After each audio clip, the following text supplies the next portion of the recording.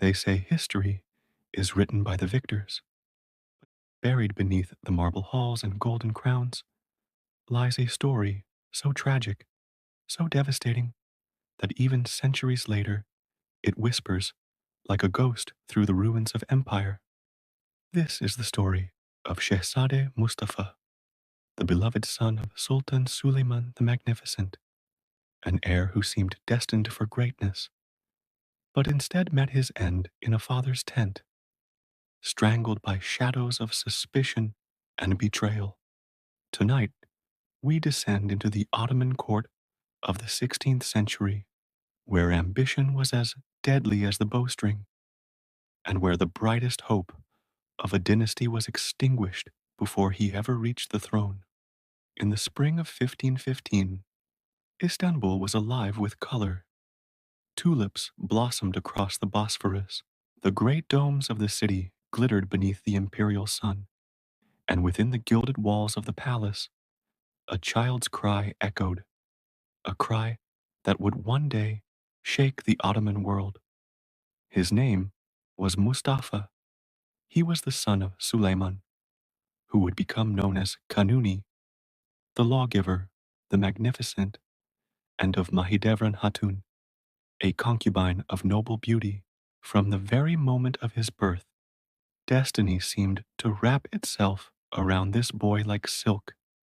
He was not merely a prince, he was the eldest son, the heir apparent to an empire that stretched across continents.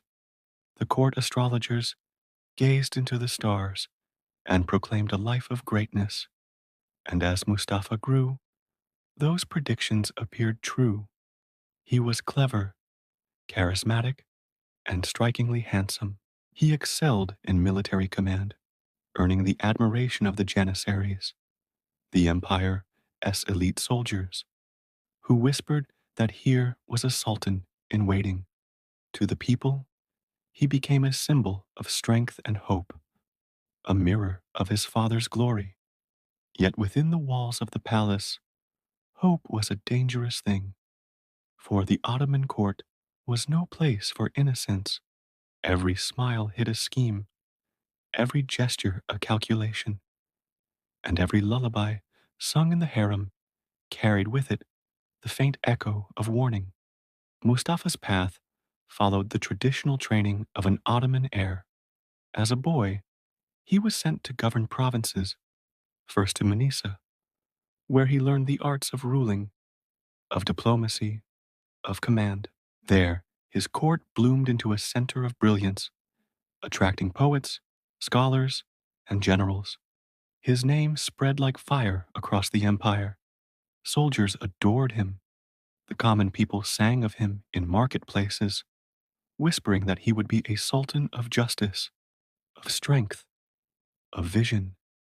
And yet, in the shadowed corridors of Topkapi Palace, another figure was rising, one whose ambitions would forever alter Mustafa's fate. Her name was Hurrem Sultan. A former slave of Ruthenian origin, she had captured the heart of Suleiman with her intelligence, charm, and relentless will. In her eyes burned the determination not only to survive, but to secure the throne for her own sons. For though Mustafa stood as Suleiman's eldest and most favored, Hurrem would not allow her children to live in his shadow. The palace divided.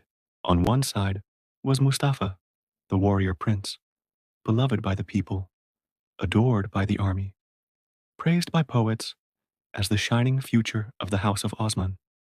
On the other side stood Hurrem, veiled in silk, her power invisible, but no less formidable, her every move calculated to shift the balance of the empire.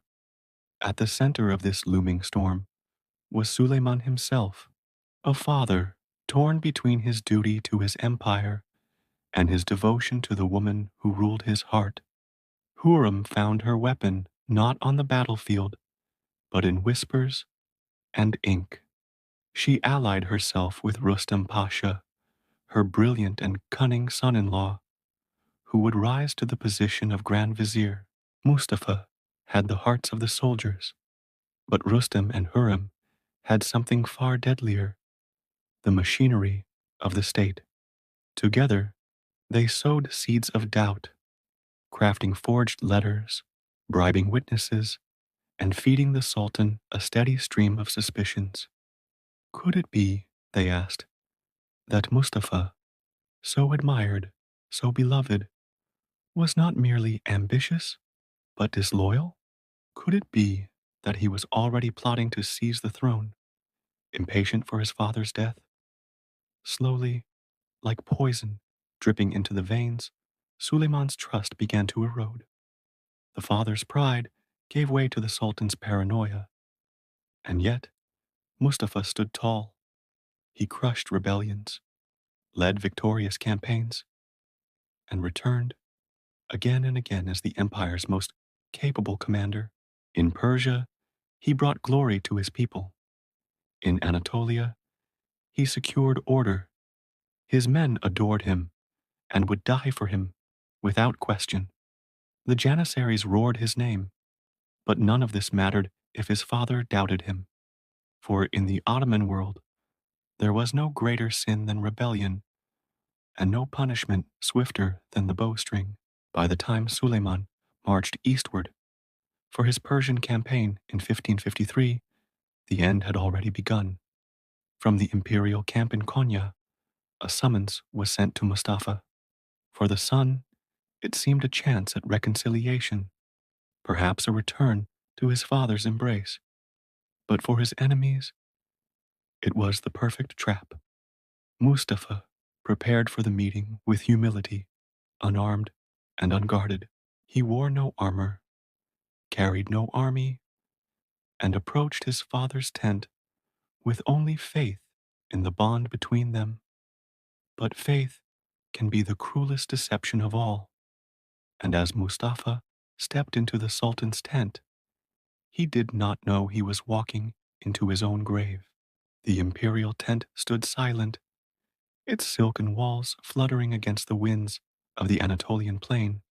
Inside, the Sultan waited, his expression unreadable, his silence heavier than iron. Mustafa entered with respect, bowing before his father, perhaps sensing the unease in the air, perhaps still clinging to hope that the blood between them might shield him from the court's venom. But the trap was already sprung. The guards stepped forward, their shadows long and merciless. Mustafa resisted. He fought with the strength of a lion, his cries ringing across the camp like thunder. The Janissaries outside heard the sounds of struggle, their beloved prince's voice breaking through the night in tones of disbelief, betrayal, and fury. Yet no soldier dared move against the will of the Sultan.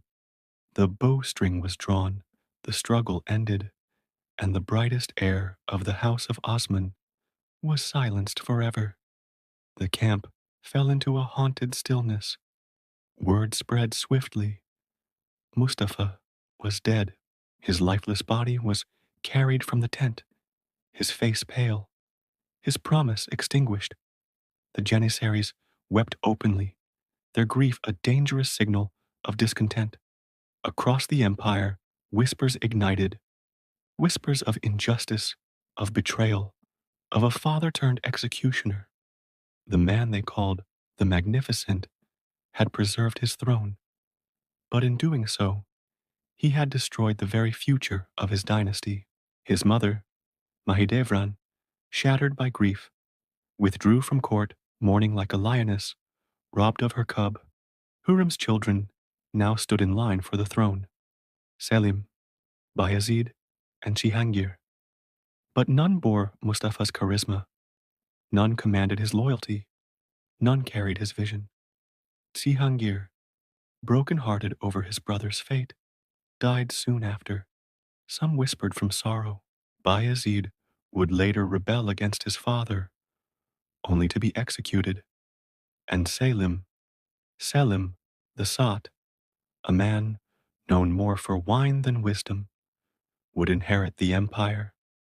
Under his reign, The Ottoman decline would begin not with war, but with weakness. Suleiman, the great conqueror, the lawgiver, the magnificent, had won his empire the obedience of fear, but he had lost the loyalty of love. Mustafa's death became the shadow that haunted his reign, a silent accusation that no victory could erase. The people remembered their prince not as a rebel, not as a traitor, but as a son betrayed by the very throne he was born to serve. And here is where history chills us most, for what followed was not merely a son's execution, but the slow unraveling of a dynasty's greatness. What if Mustafa had lived? What if he had ruled? Would the empire have remained strong, guided by his vision, upheld by the loyalty of his soldiers? Would the centuries of decline have been delayed or even prevented? These are questions history will never answer. But in the dust of the imperial palaces, in the ballads of poets, and the weeping of soldiers, Mustafa's ghost lingers. If you followed Mustafa's story this far, take a moment to subscribe.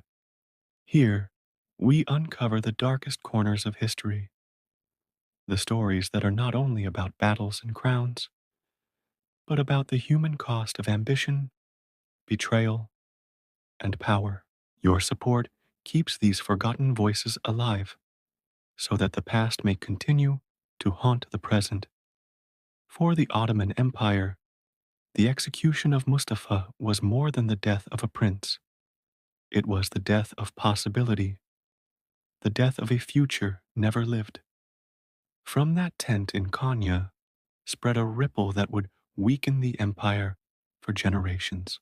And yet, in the hearts of his soldiers, in the laments of the Janissaries, Mustafa never truly died. They carried his memory like a flame, a silent defiance against the throne that betrayed him. Suleiman's reign did not end with his death, but with that single act of mistrust, that irreversible bowstring pulled across his son's throat.